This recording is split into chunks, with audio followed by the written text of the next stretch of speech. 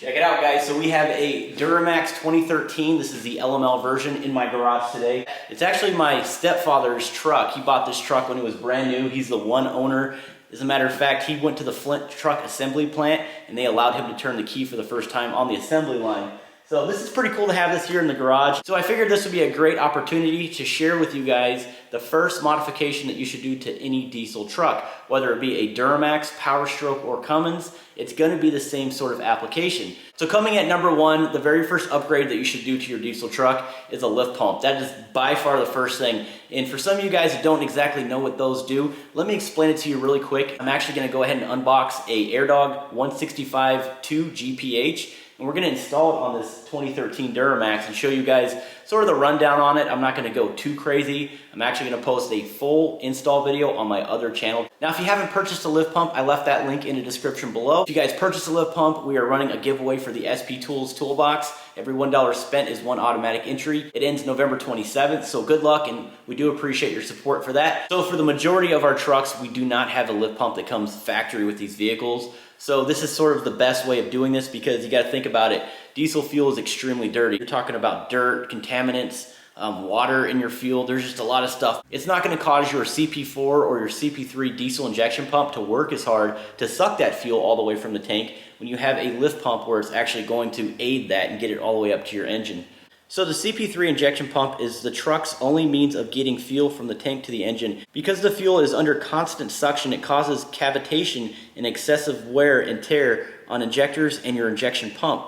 Also, this is the #1 cause of low rail pressure codes when adding aftermarket programmers or tuners to increase the demand of fuel. By providing both constant positive fuel and 100% pure fuel to the engine is where you get the added benefits of smoother and quieter idle, better throttle response, increased fuel economy, better mid-range through top-end power, and more constant rail pressure to support both stock and modified engines. In a nutshell, what does a lift pump actually do? Well, behind me I have a LML Duramax, and we all know that the CP4s are very problematic. As a matter of fact, when those things go, they basically explode and send metal particulates all through your injection system. And when that happens, guys, you're replacing injectors, fuel lines, the works, guys. Anything that fuel touches, you have to replace, and it's very expensive. I know I talked about that in a few videos ago, but I mean, you're talking in upwards of $8,000 to $10,000 if that ends up happening.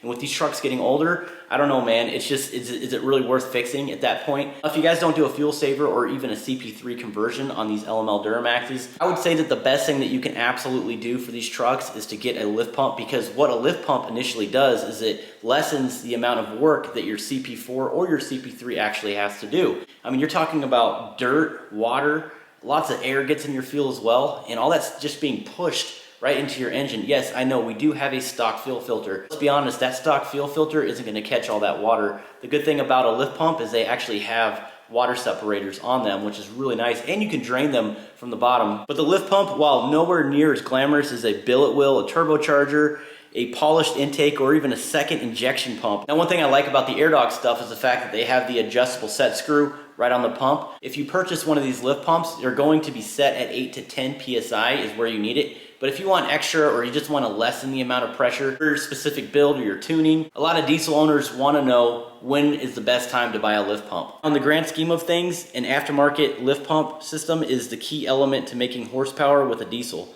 They provide higher flow rates and stronger pumps that can keep up with the demand of modified injection pumps and larger injectors. And especially if you own a 11 to 2016 with that horrible CP4 injection pump. We do have a few lift pumps on the market. We have Fass, we have AirDog. There's a couple of them out there that you guys can choose from. They're all equally great in their own right, but I prefer AirDog myself. I've been using AirDog for years, and there's a few benefits on why I like them, and it's kind of like Coke or Pepsi. It really just depends. I personally think that the AirDog has better filters on it, and like I talked about, the adjustment set screw right on the pump, that's always nice.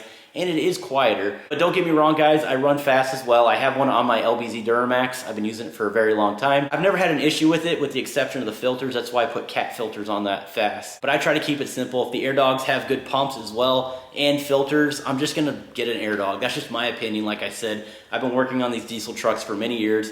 I've installed these dozens of times. In my brain, I just know what works and what doesn't, so that's just my explanation on there. I'm just gonna clear the air right now. I know a lot of you guys are gonna ask me that in the questions, so there you go, there's my explanation on that. The good thing about the lift pump kits themselves is they provide you with everything you absolutely need to install it. You don't need to go out and outsource O-rings or half-inch hoses or anything like that. You know what, actually I take that back. I think you should go to the hardware store and pick up a big bag of zip ties because they give you like 5 in each kit. So I think other than that, you know, you're good to go. Of course, I didn't talk about any of the newer Dodge trucks with the Cummins diesel engine in it. I always categorize it in the common rail section, you know, with the Duramaxes as well, because they basically have sort of the same setup. They both have the fuel rails, the injector lines, and of course those injectors that are high pressured. So it's kind of along the same line. So as far as the application goes, it will go for the newer Cummins as well. But in closing, every single diesel needs a lift pump. With that being said, let's go ahead and install one and show you guys the process. And after that, we'll go ahead and fire it up and I'm gonna go ahead and drive this thing around. So let's go ahead and get to the install. For your 01s to your 2010s, they are a little different because this one right here does not require a sandwich bracket. This part will be installed to a bracket underneath of your truck, and I will show you guys that here in a second. But we're gonna go ahead and remove these filters, and then I'll show you guys how to plug all this together. You're gonna go ahead and remove your water separator. That's what this filter is for, right there. What I'm doing is I'm just using some simple engine oil. This is 5W30. It really doesn't matter. Just find some engine oil. But you're gonna lubricate all these threads right here. And you're doing that because you're trying to prevent some of the galling over time. Being in the elements, you know, just keeping it nice and clean. That's kind of important. But this is a 19 millimeter. So go ahead and just tighten this up right now. You're gonna have your smaller fitting right here, which is a 17 millimeter.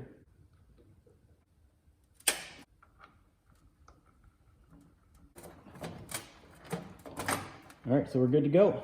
This right here is your fuel tank. So just locate your fuel tank, go forward of it next to your drive shaft, and you'll see this bracket right here. This truck has seen a few winters here in Michigan. The pump's gonna sit right in this void right here. So we're gonna have to install this bracket from the inside. It's almost impossible to drill from the inside of this bracket. So what we're gonna do is just get our holes lined up for now. So I'm actually gonna go ahead and place this right here. So I located the 4 holes here. We're gonna go ahead and start drilling.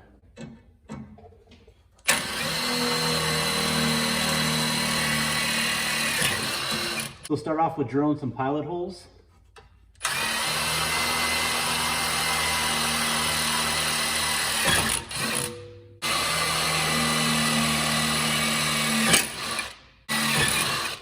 And then once you've done that, we're going to step it up to a 5/16.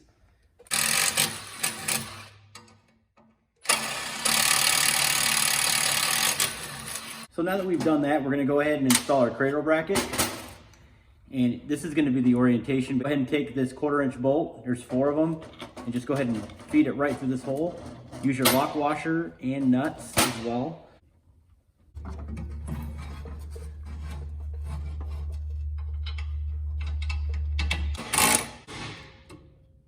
But check it out, guys, that's what it looks like. That's how it's gonna sit. All right, guys, so next you're gonna go ahead and remove your drive shaft. It's an 11 millimeter. And when you remove this thing, make sure that the end caps on your U-joints do not fall off. If you lose one of those little needle bearings inside of the end caps, then you're gonna have to replace the U-joint, and that's not a fun job. Just be careful when you pop this thing off.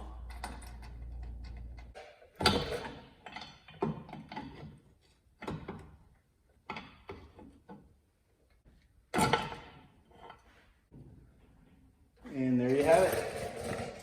All right, so from the ground, you have the drive shaft that we just pulled out of here. Here's the T-case, kind of following it on top of the tank here. Once you get up here to the sending unit, you're gonna have this clip that you're gonna have to remove. The best way to do that is to go ahead and get from underneath there and sort of pry up on that clip. And as you can see, it'll pop right up like that. Once it's popped up, go ahead and pull it up as high as you can, like that. And you're ready to rock, guys. I'm actually gonna go ahead and just remove that clip completely. And there you go.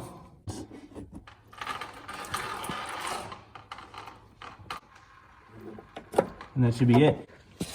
We're actually gonna go ahead and work this line out completely. Go ahead and insert the barb fitting inside of the hose and kind of work it a little bit.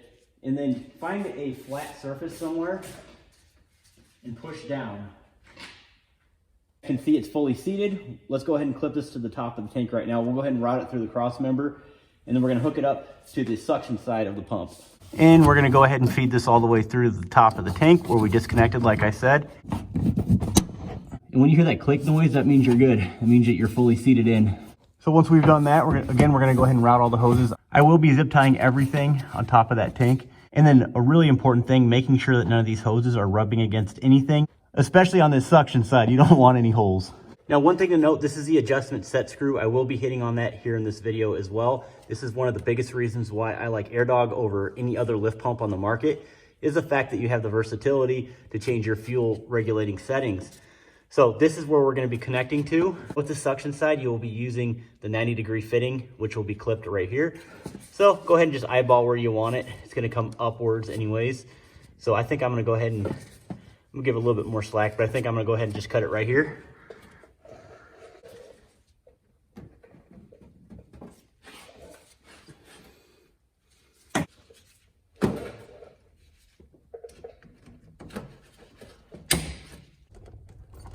Plug this right in and we are set. And this completes our installation of the hoses. Of course, again, make sure you zip tie all this stuff. Back up here to the pump, remember this suction line right here is connected to the top of the tank. You're gonna have the smaller fitting, which is the return, and that right there is a 90. And then right next to it is another 90. And that's gonna be connected to that one line right back there that we just disconnected. But like I said, guys, clean up all of your lines, make sure that everything is zip tied. We don't want any issues whatsoever. Last thing that can happen is a line get disconnected and wrap around a drive shaft. You're pulling a trailer, you're stranded on the side of the highway, and there's really not much you guys can do because a line just got ripped off, so you gotta get towed. So make sure that you do this correctly and take your time. So at this point, I'm gonna go ahead and install my fuel filter. And when you tighten these, you don't have to over tighten them. Just let the O-ring do its job. Just like a normal oil filter. Should be plenty. And then we're gonna go ahead and install our water separator filter as well. Onto our wiring, this connection right here, you're gonna go ahead and feed right here through the fender well. And it's gonna drop down to the frame. And you're gonna route this all the way to the lift pump. So what I did is I went ahead and just ran that wiring harness all the way through the frame, and it clips right here. So off camera, I'm gonna go ahead and use zip ties, secure everything out of the way. So on that wiring harness, you're gonna see this little fuse tap right here. On this specific LML here, I'm going to connect it to the HVAC ignition fuse. So if you flip over your fuse box cover, just look for diesel right there and match it up to number 45, and number 45 is right there. So you're gonna go ahead and find where that's at. So in my case, number 45 is this fuse right here. And I'm going to take that fuse and install it right on the fuse tap. And then once I've done that, I'm going to go ahead and just simply plug it right in. But if you don't want to run it to the battery, you may think it's a little messy, that's fine. A lot of guys will actually run this directly to the alternator. Either or, it's your option. I did run the ground directly to the battery as well. And I tucked in everything nice and neat back there. Turn the key, let it sit there for about, I don't know, 10 seconds. Turn it off, turn the key again, do it a couple times, and then at that point, go ahead and start it. It will stutter a little bit. Once it finally sends that fuel up to the engine, it will fire up. So let's go ahead and do that right now. So I have the key turned. You can hear the lift pump working right now. Basically what that's doing is it's just getting all the fuel through there. It will make some noises until it finally smoothens out.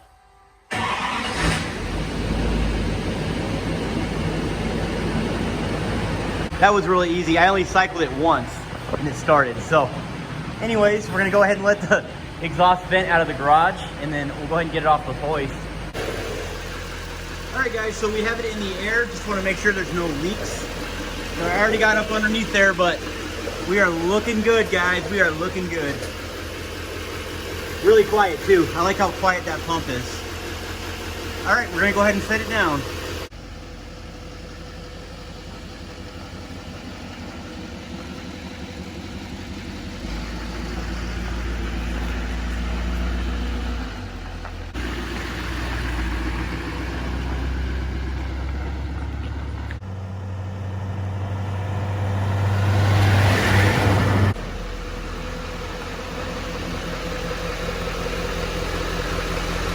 The reason why I did this video is because I get so many emails, messages on Instagram, Facebook, people asking me all the time, hey, I just got a diesel truck, what is the very first thing that I should purchase? But I want to give you guys the best informative advice before you start spending tons of money on your truck and really not having a real direction. The good thing about a lift pump too is the fact that you can build off of it. So yeah, I threw a 165 GPH on this truck right here. And what that means is gallon per hour. You could do a 100, a 95. There's all kinds of different options. And yeah, that's a little high, but but for the fact that if I wanted to, let's just say, throw a big turbo on there or put bigger injectors, the fact that the lift pump will keep up with whatever I'm trying to throw at this thing is why I'm going with the 165. To beat the dead horse, but it's going to deliver pure diesel fuel to my injectors. And that is so important. Guys, let me know in the comments below, whether it be a Duramax, Powerstroke, or Cummins, what is the very next thing you should do after a lift pump? And I would like to get to that video too, but I'm just gonna say it, there's no reason to draw this one out. I think the very next thing you guys should do is get a nice cold air intake, like a S&B intake, an HSP intake. There's a lot of really good, nice, affordable options out there on the market. I wouldn't go with K&N, don't get K&N. I don't know, lessons learned, I'm just trying to be honest with you guys. But hey, that's all the time that we have for today. Again, contest ends for the SP Tools Sumo Series 73-inch toolbox. It's a mess right now. It's not this exact one. If you win one, SP Tools will ship one directly to your house, and color of choice, by the way. And we're also going to be giving a portion of the proceeds to the DAV to help out disabled American veterans. So guys, I left that link in the description below. For this video, I'm probably going to install the big bad boy 64.5 RDS turbo on the Powerstroke, the 6.0, or I'm probably going to pull the cab on the LMM. So yeah, but that's it for this video today. We'll see you on the next one. Stay tuned.